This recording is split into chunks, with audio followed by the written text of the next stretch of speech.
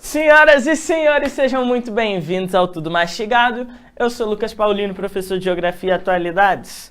Continuando um pouco a nossa problemática sobre continente europeu, a gente precisa falar de algumas outras regiões. A gente falou dos Balcãs, a gente falou da região da Europa Ocidental e agora chegou o momento de falarmos da região do Cáucaso.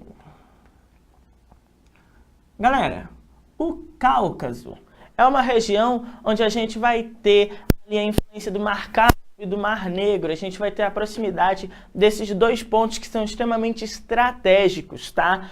Para o ponto de vista comercial e para o ponto de vista da infraestrutura. Por quê? O que a gente vai ter nesse Cáucaso que a gente está falando? A gente vai ter os chamados oleodutos. Galera, o que são oleodutos? São dutos que levam óleo. Que óleo? Aquele óleo preto, que a gente chama de petróleo, ok? Além de oleodutos, a gente vai ter reservas de petróleo.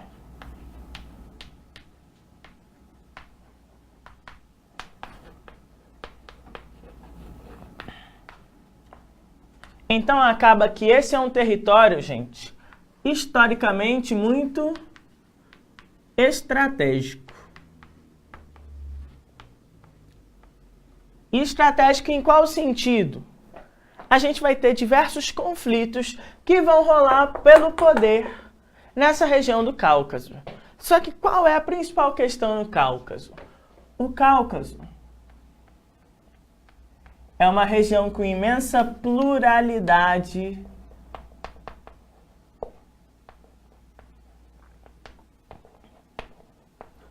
nacional. Então, estamos falando em uma região que vai ter diversas nações.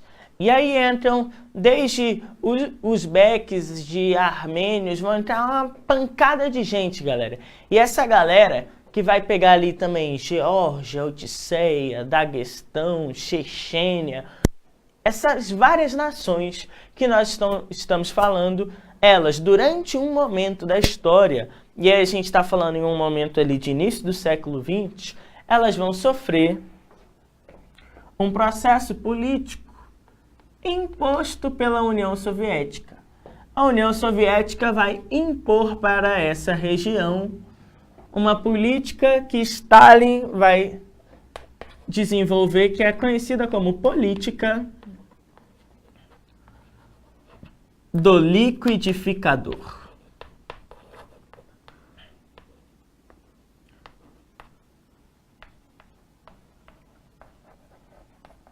Galera, o que é essa política do liquidificador? O Stalin, para formar essa União Soviética, que a gente conhece ali a partir do ano de 1921, ele vai literalmente esmagar as minorias étnicas e nacionais que existiam na região. E aí a gente lembra que a União Soviética ela não é um país que vai ter somente influência na Ásia. Ela vai pegar grande parte ali de regiões do leste europeu também, do Cáucaso. E aí a gente percebe que para formar então essa união de diversas repúblicas, o governo soviético ele literalmente esmagou uma série de minorias. Qual é o problema disso? O problema disso é que quando começam a rolar fragilidades econômicas dentro do contexto soviético, a gente começa a perceber que as instabilidades nacionais elas aumentam. O que vai acontecer? A gente vai ter durante os anos 80, durante a década de 80, no momento em que a União Soviética demonstrava os seus vários sinais de queda, a gente percebia que existia um aumento de nacionalismos.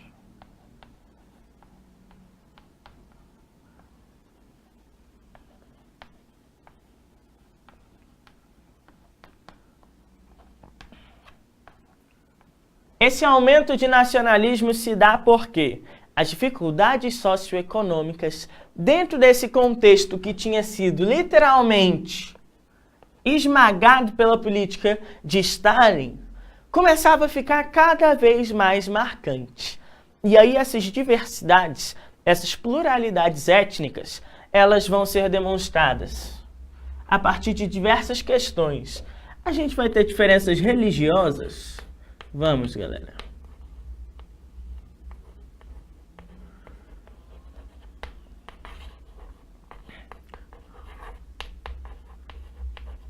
A gente vai ter interesses distintos acerca do uso do petróleo, a gente vai ter. Então a gente percebe, gente, que esse aumento de nacionalismos que vai começar a aumentar a partir do momento que a União Soviética entra em processo de colapso, vai gerar, durante a nossa década de 90,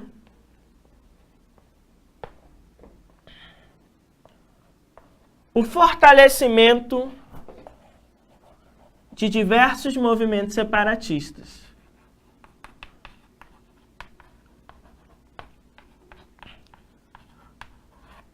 Por que a galera busca o tal do separatismo, Lucas? Porque ficar dependente da política imposta pela CEI, pela Comunidade dos Estados Independentes, aqueles ex-países formadores da União Soviética que se unem para se proteger do ponto de vista econômico, é demonstrar um momento de extrema fragilidade dentro do seu desenvolvimento político. E aí, galera, a gente tem alguns pontos em questão que são muito polêmicos. Quando a gente pega, por exemplo, o caso... Quando a gente começa a fazer um estudo de caso, por exemplo, da região da Chechênia,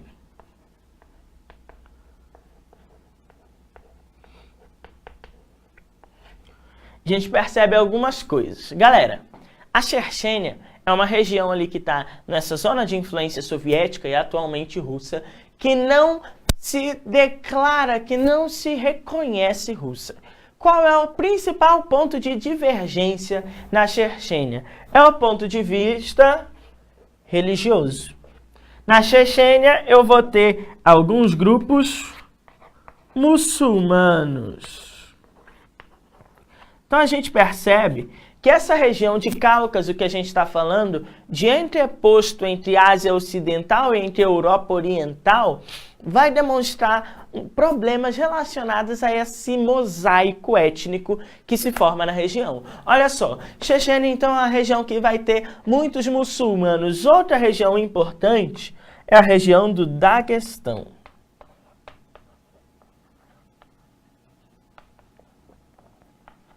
O Daguestão, gente, atualmente ele é considerada a região mais perigosa da Rússia.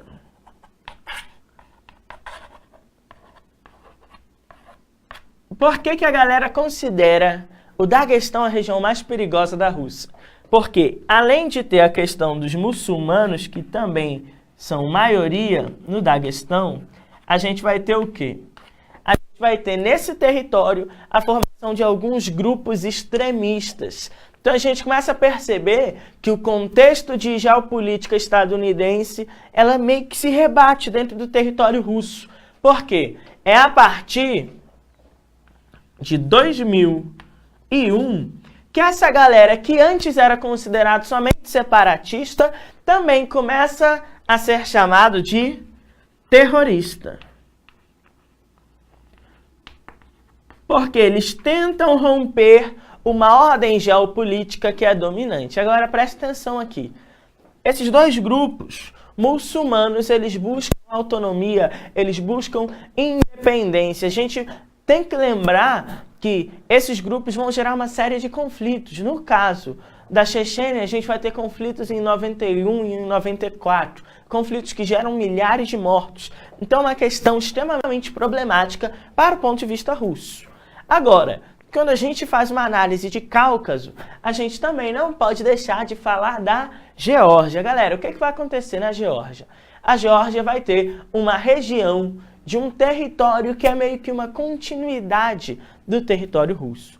A gente vai ter a área da Odisseia. A Odisseia é dividida entre Odisseia do Norte e Odisseia do Sul. Galera, a Odisseia do Norte, ela vai contar com uma influência russa que é muito expressiva. A Odisseia do Sul é uma região que está no estado da Geórgia, que está no país da Geórgia, né? Que vai demonstrar uma série de instabilidades. A galera na Odisseia do Sul quer fazer um movimento separatista. E esse movimento separatista ele tem um objetivo muito principal, que é entrar na zona de influência russa. Aí você percebe, a Odisseia do Sul ela se declara independente. Todo mundo reconhece? Sim, claro, com certeza. O que você vai falar? Não, nunca. Nunca por quê? Porque quem vai reconhecer a Odisseia do Sul como um país independente, a gente pode falar como um país que tenha autonomia política, é principalmente as nações que estão do lado da Rússia, nesse processo de influência. Aí a gente pega países como Venezuela, como Nicarágua, como a própria Rússia, que vão ser países que vão reconhecer esse movimento separatista na Odisseia do Sul. O que eu quero que você comece a perceber, gente? Esse processo de separatismo que rola no continente europeu é um processo que vai expor de forma, a gente pode falar, que vai exemplificar as consequências disso aqui, ó. As consequências de um processo histórico e político que não respeita as desigualdades, a gente pode falar que não respeita as diferenças, é um termo melhor, que não respeita as diferenças internas. Não adianta você falar que o Lucas tem que ser igual a Amós, porque o Lucas não necessariamente vai ser igual a Amós, assim como o Lucas não é igual ao Kevin. E essas diferenças, quando não respeitadas, podem acabar gerando isso aqui. E aí o que eu quero que você perceba?